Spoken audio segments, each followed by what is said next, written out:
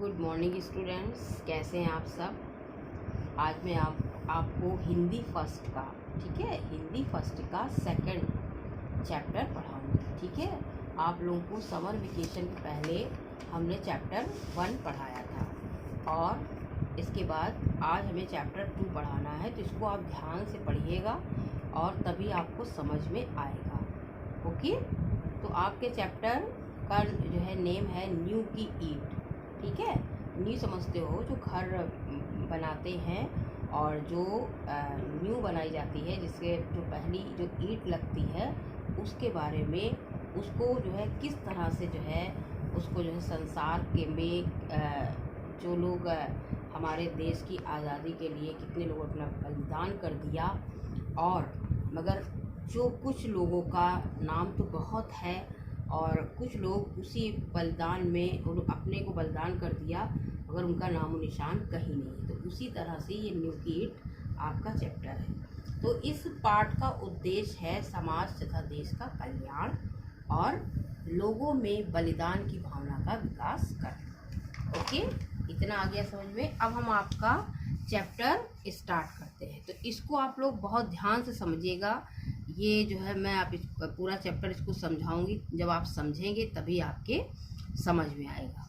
Okay, देखिए, वो जो चमकीली सुंदर सुघड़ इमारत है वो किस पर टिकी है, लेखक का कहना है। और इसके लेखक कौन है? ये निबंध है आपका न्यू की ईट और इसके लेखक हैं रामवृक्ष बेनीपुरी। ठीक है, रामवृक्ष बेनीपुरी। तो आप इसको ध्यान से पढ़िए। वो जो चमकीली सुंदर सुघड़ इमारत है वो किस पर टिकी है।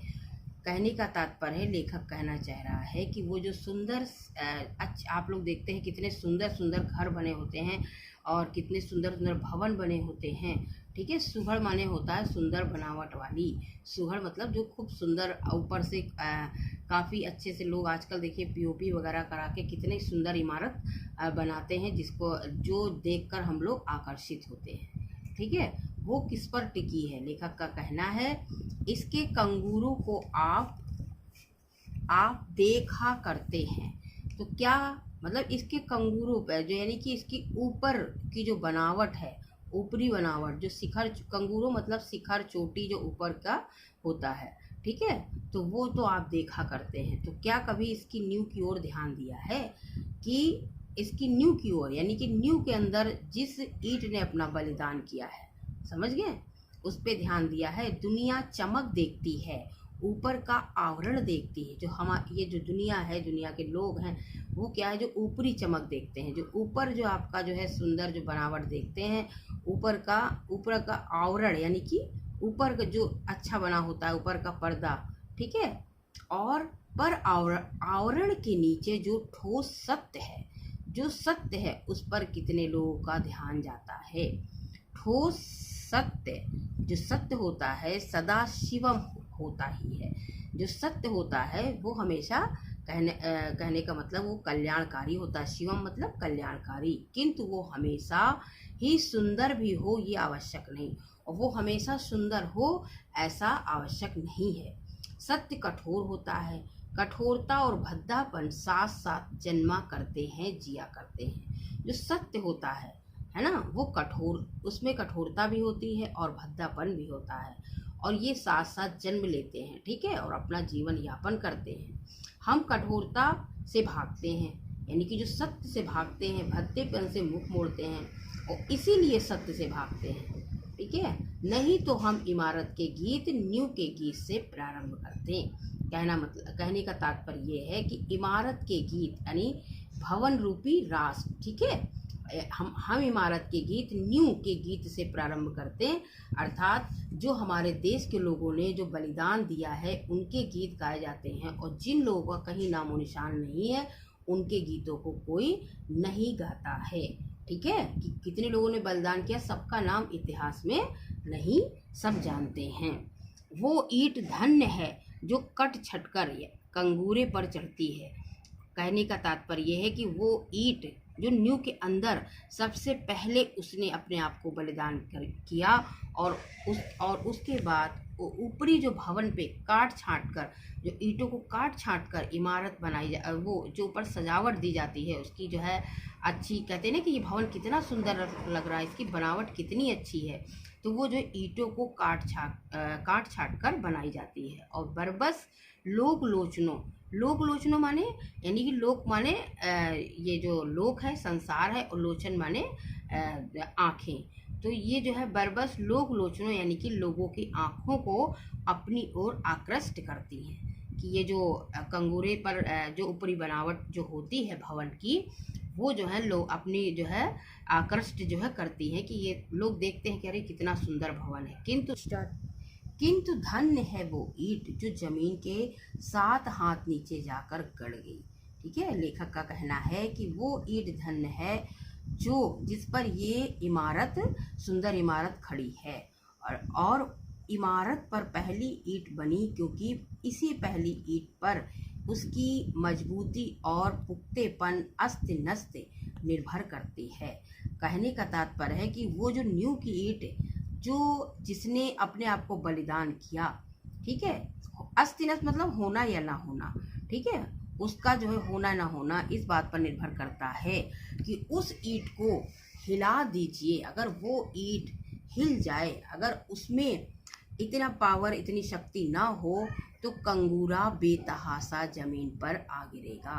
तो वो जो भवन है आपका, जो भवन है आपका, आपकी जो इमारत है, वो जो है बिना सोचे समझे पूरा हिल जाएगा और पूरा बेकार हो जाएगा, अर्थात गिर जाएगा।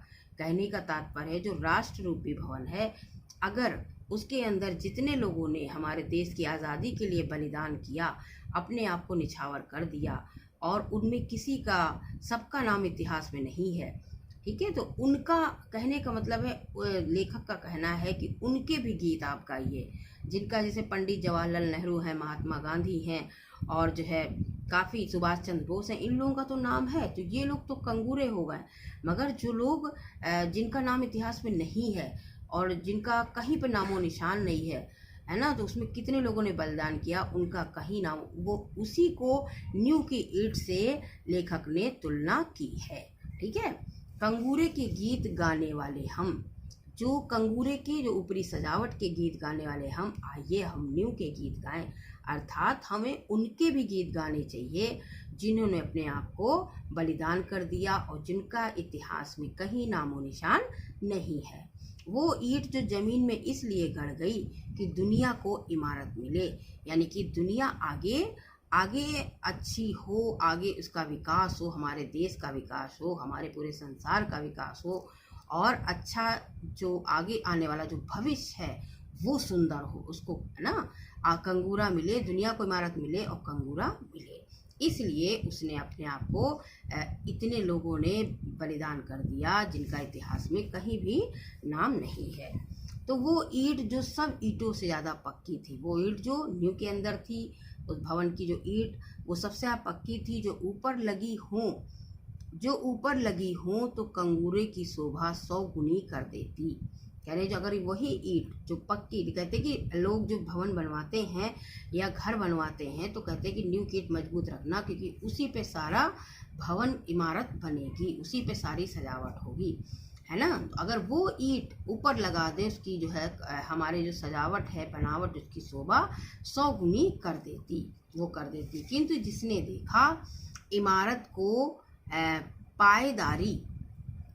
की पायदारी उसकी नींव पर मुनहसिर होती है, यानी कि किंतु जिसने देखा तो इमारत की जो मजबूती है उसकी नींव पर, है ना, मुनहसिर माने आश्रित होती है, उसकी जो इमारत की जो पायदारी है, इमारत की मजबूती है, वो जो नींव की ईंट जो है उस पर आश्रित है।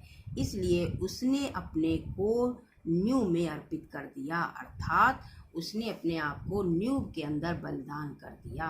ठीक है,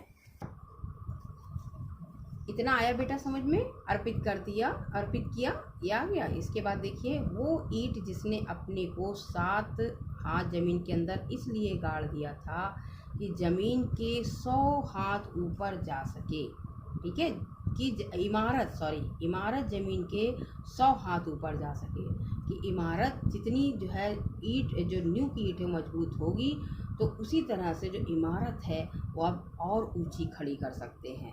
वो ईंट जिसने अपने लिए अंधकूप इसलिए कबूल किया, अंधकूप मतलब अंधेरा कुआं, ठीक है भाई, वो ईंट उसने अपने आप को नींव के अंदर दबा दिया, तो अर्थात अंधकूप में वो समा गई, और कि ऊपर के उसके साथियों को, जो ऊपर की जो और ईंटें हैं, उनको स्वच्छ हवा मिलती रहे और सुनहरी रोशनी मिलती रहे।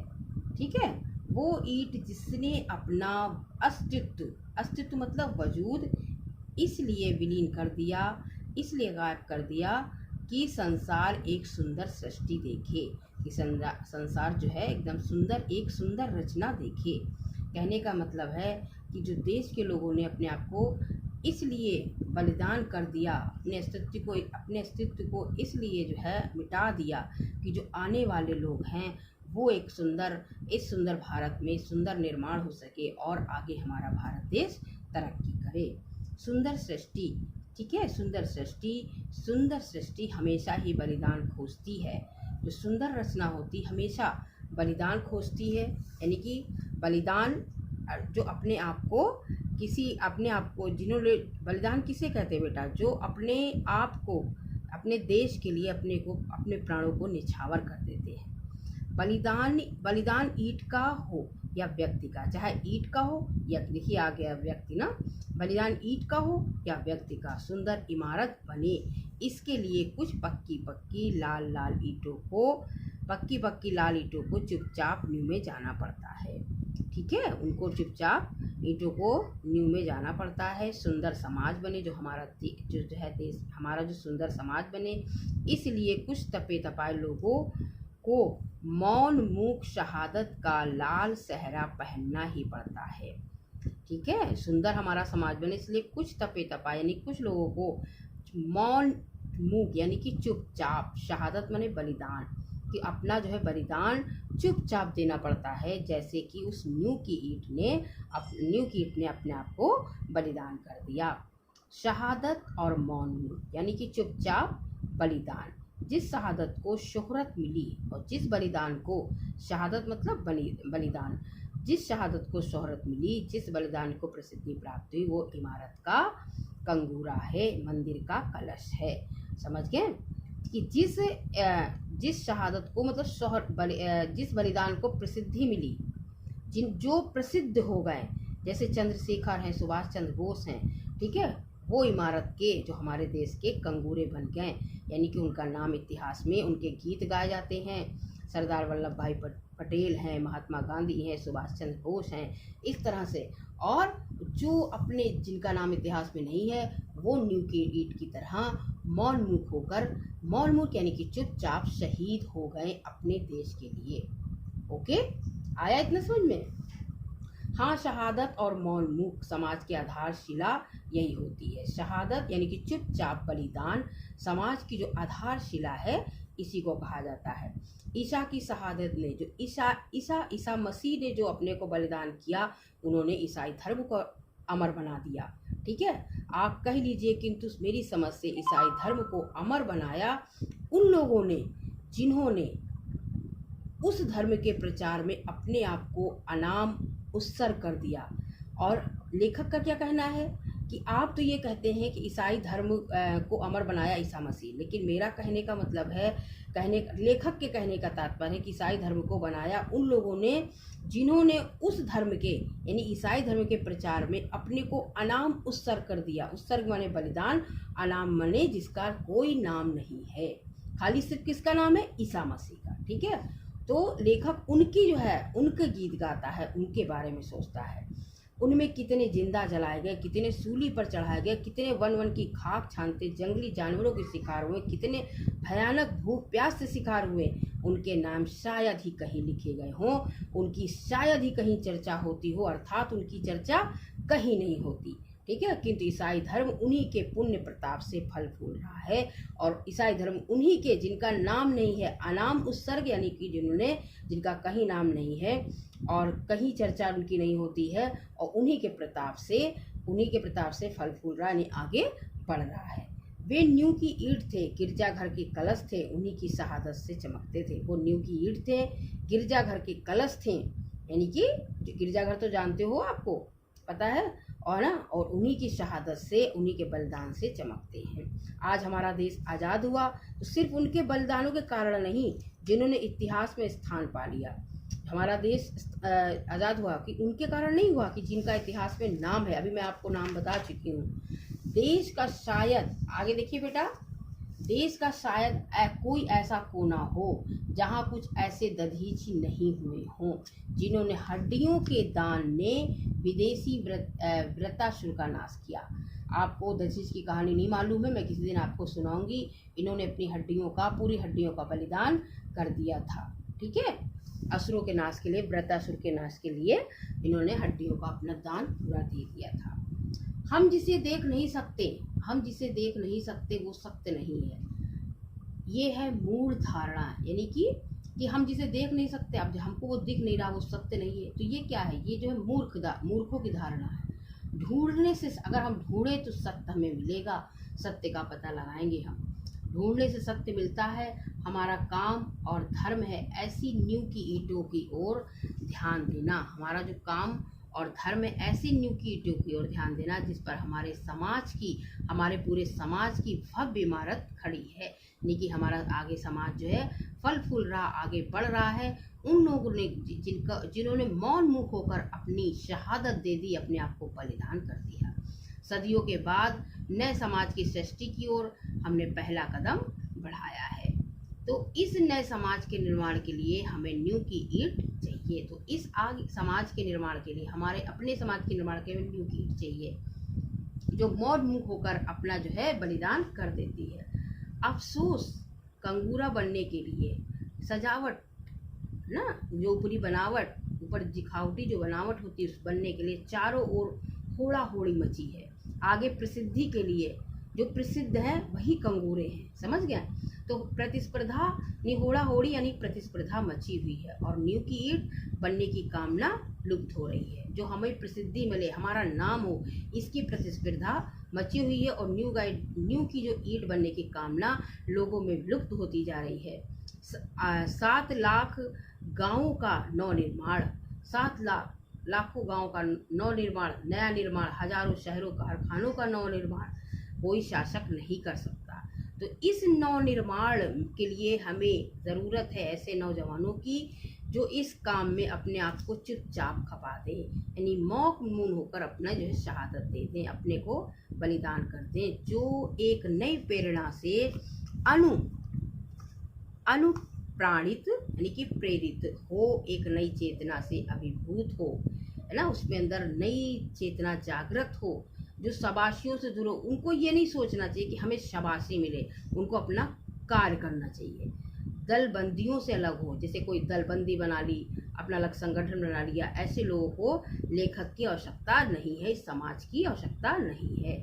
जिसमें कंगूरा बनने की कामना ना हो, कलश कहलाने की वासना ना हो, कलश कहलाने की इच्छा ना हो, अर्थात जो सभी कामनाओं और जितनी इच्छाओं वासनाओं से दूर रहें, उन जैसे नवयुवकों की हमारे देश की, हमारे समाज के लिए, हमारे देश के आगे प्रसिद्धि के लिए आवश्यकता है। तो ऐसी नींव की ईंट किधर है जिसके उदय के लिए आतुर हमारा समाज चिल्ला रहा है। जो हमारा समाज है, हमारा जो बेचैन समाज चिल्ला रहा है, गुहार कर रहा है, ऐसी नींव की ईंट हमारे देश के नौजवानों के लिए एक चुनौती है, अर्थात एक ललकार है। जो हमें लेखक का कहना है कि हमें ऐसे लोगों की ज़रूरत है कि जो हमारे देश को आगे बढ़ाने में, आगे उनका जो है उनका हमारे देश के कल्याण के लिए और जो है हमारे नव निर्माण के लिए सहायक हों। ऐसे नवयुवकों की ज़रूरत है और मतलब उनके लिए एक ललकार है। ओके, इतना आ गया ये पूरा निबंध। आप अगर आप सही से इसको, अगर वीडियो एक बार ना देख पाएँ तो बार बार देखें, तभी आपको समझ में आएगा। ठीक है बेटा, अब मैं आपको जो है होमवर्क जो है अभी क्लास जो है उसमें आपको बता दूंगी, जब क्लास लूँगी तो ये आप देख लीजिए, समझ लीजिए। ओके, आज के लिए इतना, फिर बाकी कल।